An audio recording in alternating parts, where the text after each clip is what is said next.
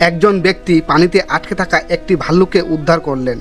মানুষের দয়া অনুভব করার পর ভাল্লুকটি গ্রামের কাছেই স্থায়ী হলো।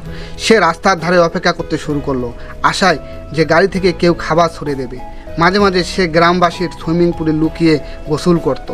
গ্রামবাসীরা তার নাম দিল রেচেল। ধীরে ধীরে রেচেল মানুষের সঙ্গে আরও ঘনিষ্ঠ হয়ে উঠল।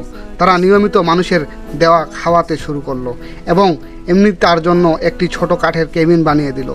যত্ন ও ভালোবাসার ফলে রেচেল বড় এবং সচল হয়ে উঠল। কখনো কখনো সে আবর্জনার ব্যাগ নিয়ে খেলতো, যেন সেগুলো খেলনা। আবার কখনো গ্রামের কুকুরেরা তাড়া করলে ভয়ে গাছে উঠত। শীতকালে গ্রামবাসীরা তাকে তাজা ফল দিত এবং এমনকি উষ্ণ থাকতে ঘরের ভেতর আমন্ত্রণ জানাতো। পরের বছর রেচেল আরেকটি ভাল্লুকের প্রেমে পড়ল এবং গ্রামের এক গুদাম ঘরে বাচ্চা জন্ম দিল।